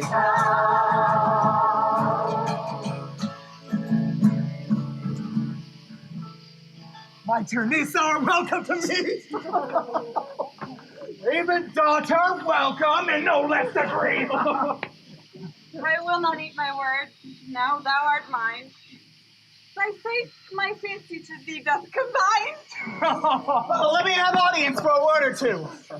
I am the second son of old Sir Roland. I bring these tidings to this assembly. Duke Frederick, hearing how that every day men of great worth resorted to this wood, addressed a mighty power purposely to take his brother here and put him to the sword. And to the skirt of this wild wood he came, where, meeting with an old religious man, after some question with him, was converted, both from his enterprise and from the world. His crown bequeathing to his banished brother. This to be true, I'd engage my life. Welcome, young man! Thou offers fairly to thy brother's wedding!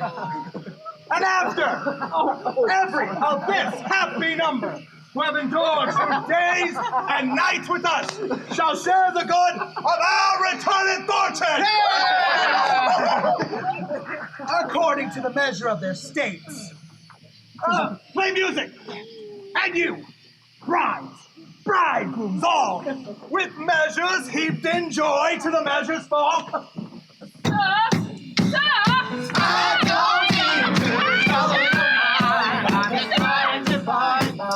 By your patience,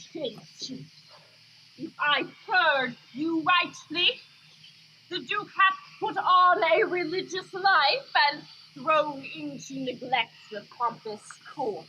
We have. To whom will I? Out of these convert heights, there is much matter to be heard and read. You, to your former honor, I bequeath. Your patience and your virtue well deserves it. You, to your plans and love and great allies. You, to a love that your true faith doth merit. You, to a long and well-deserved bed. And you, to wrangling, for thy loving voyage is but for 2 months' victual. So to your pleasures. I am for other than the dancing measures. Stay, Jakes. Stay. No pastime what you would have, I'll say no at your dancing face.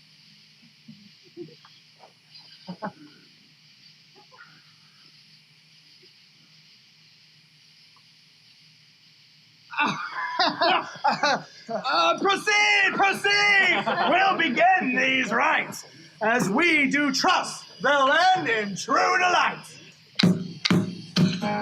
I don't mean to trouble your mind. I'm just trying to find my way home. Suddenly I'm seeking a kind of way to get by on my own. Downtown Saturday, in a better way than I ever was before. Don't need anyone standing in my sun. Don't need that anymore. Well, there's one way I know, and there's no way to go, and it's all gonna show in the end. I got to find my way, find my way, find my way home. Find my way, find my way, find my way home. All those plans that I made for myself, I got nobody else to lean on. Gone so far with my head in the clouds, now it's time to come down and get on. Downtown Saturday, in a better way than I ever was before. Don't need anyone standing in my sun. Don't need that anymore. All the time in the world and everything I have heard, you know it's all in the word destiny.